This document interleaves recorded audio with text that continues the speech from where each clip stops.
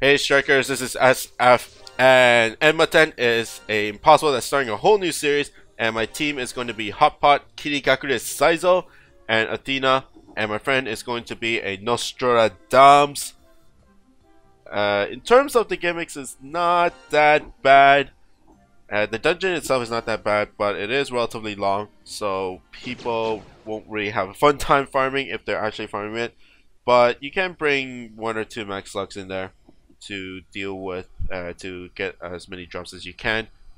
But the main gimmick is damage walls, and there's wind. It's kind of like half and half for me. Some people would go a lot for the damage walls because that's the only thing that really damages you in the dungeon. But anyways, the whole point of this dungeon is proccing those cross skulls. Now there are 2 different types of obstructors in this dungeon, and it really depends on clearing one type of obstructor, and there's 3 of them in every single stage for the most part. It's either 2 or 3, and you gotta clear them all. So right now it's split between bounce and pierce obstructors, and even if you're able to clear them, which I doubt you can, it won't proc their cross skulls. You have to clear either 3 bounce obstructors or 3 pierce obstructors in 1 turn. And the non-obstructor mobs have very high HP. So the only way to defeat those guys is to clear off those obstructors, and then once you do that, it will decrease their the other monsters' defense. And right now I'm doing a really bad job in terms of clearing out the obstructors, but it's fine. You do have quite a number of turns. The mini boss, which is the Asura in the middle with the weak point, has a relatively high damaging volatile blast, but it's not like a one-shot or anything. It's like around, let's say, 60 to 70k. And there you see me clearing out the obstructors, and then it will revive the pierce obstructors, which they will move away. And you see all the guys have defense down for them, and basically hit the weak points.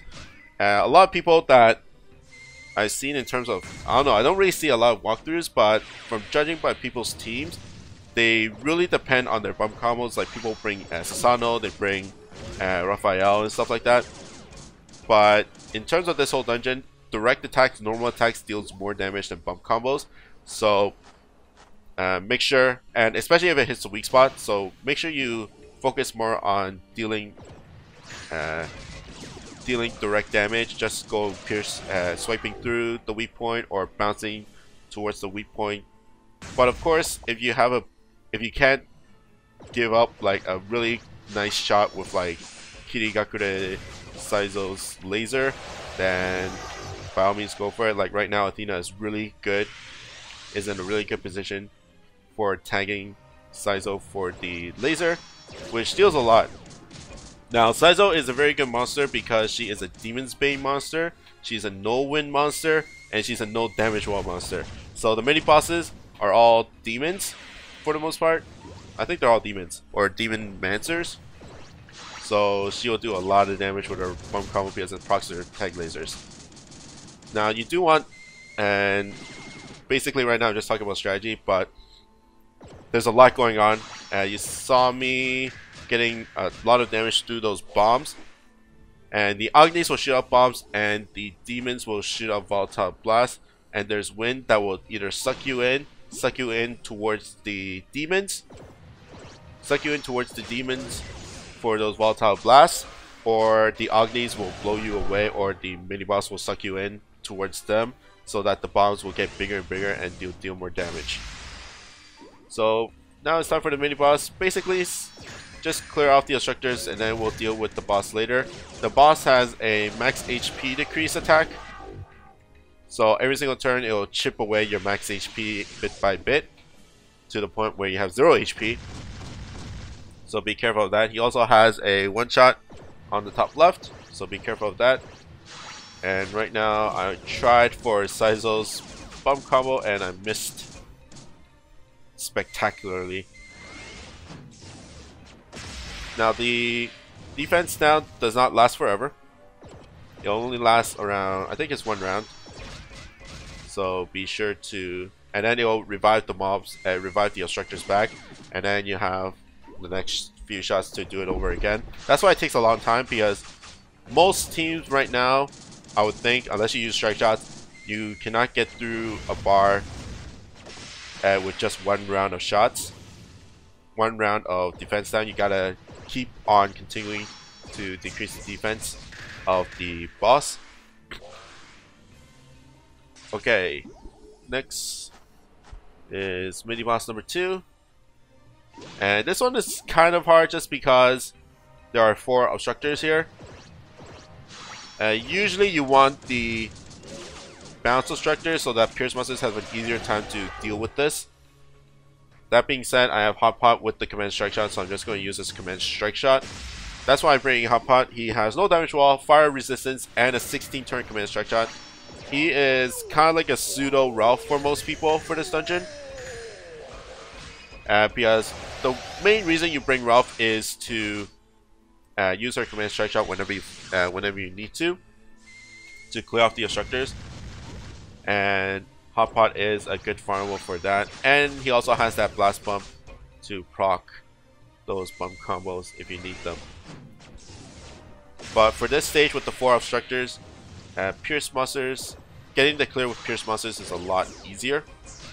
But of course you can use bounce if you're inside that diamond of obstructors. And I have 1 round to deal with Enmaten. And just going straight horizontal towards the weak point, that's a lot of damage. That's better than Saizo's bump combo if you get that.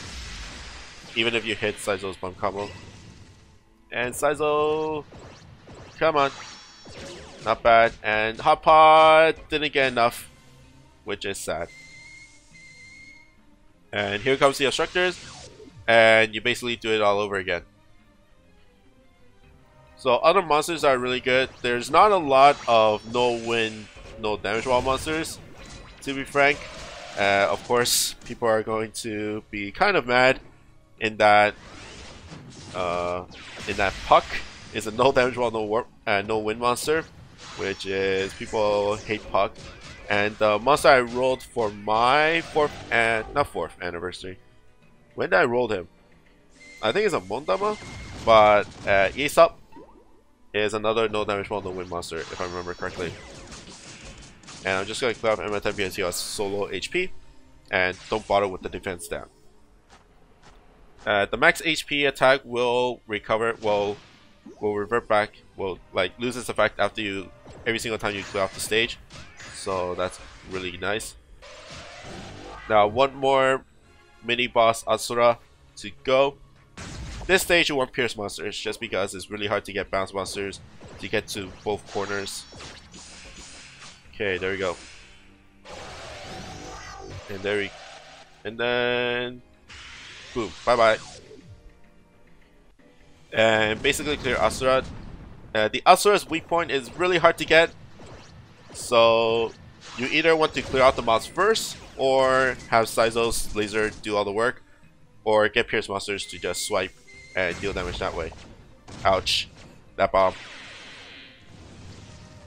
And Nostradamus, I'm just going to go straight for the boss.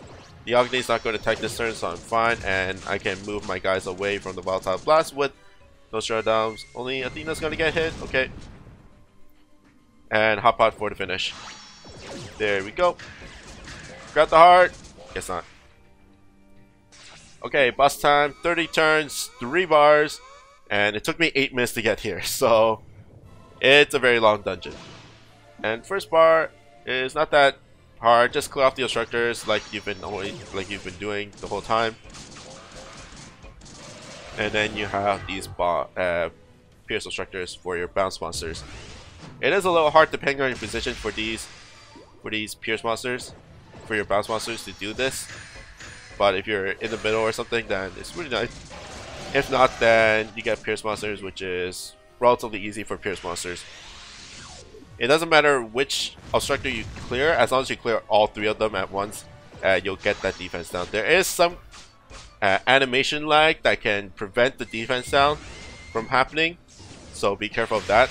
Especially when when you clear that very last obstructor when the other obstructor has revived or gets summoned or whatever. So for example, if you clear off 3 bounce obstructors, and you clear all 3, but the first 2 you clear off very fast, and it will revive the bounce obstructors. So it's pierce to bounce. The pierce obstructors will revive the bounce obstructors, but then the very last pierce obstructor that you clear, and if you clear it but then the bounce obstructors got revived already, then the defense down will not occur, and then you have to start all over again. And but you still got a chance to clear all 3 because all 3 obstructors are live on the board. Okay, second bar, really easy with pierce monsters to clear for the defense down, but I think bounce monsters is not that bad if you have the right positioning. And also that's with the speed up is very useful. Like if you want a no wind alternative, then Yatagasu is a speed up monster with the no wind, and his structure can also make him a pierce monster, so you can do some crazy trick shots with it. Basically become a pierce monster and then hit a wall, and then he becomes bounce again to clear off stuff. But even so, it's just for clearing stuff. I don't think you use that strike shot to clear the obstructions. You use that strike shot to, like for instance, get to the weak point of Enmaten. And I'm using Athena's strike shot because I'm getting low on HP. Okay, and I have a lot of strike shots to go around. This is the last bar with Nostradamus.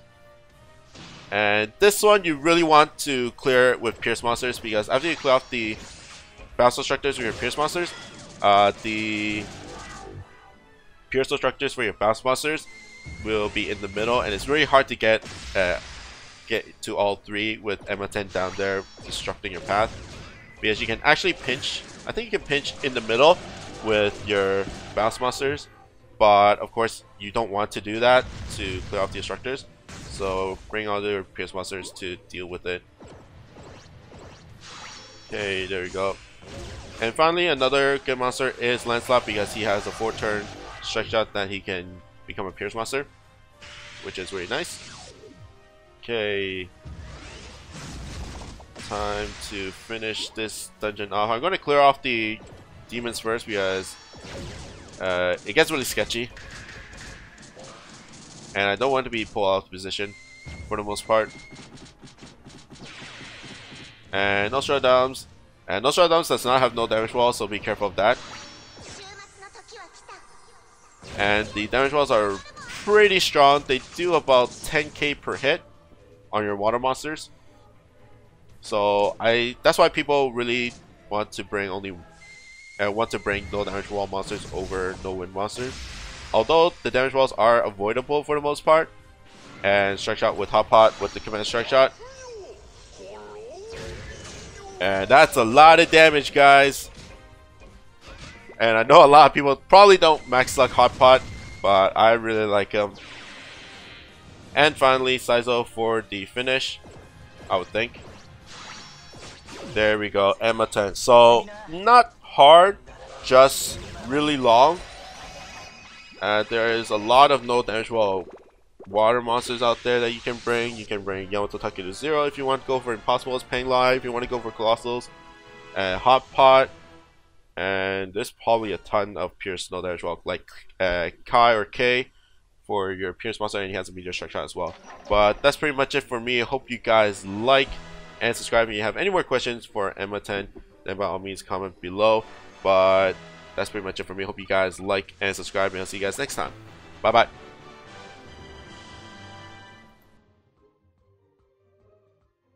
Thank you for watching my video. If you want to see more of my videos, then be sure to click the annotation in the middle, and I also have a special discount code for you on JapanCodeSupply if you want to buy some Japanese gift cards, including iTunes cards. Thank you, and hope to see you guys next time. Bye bye.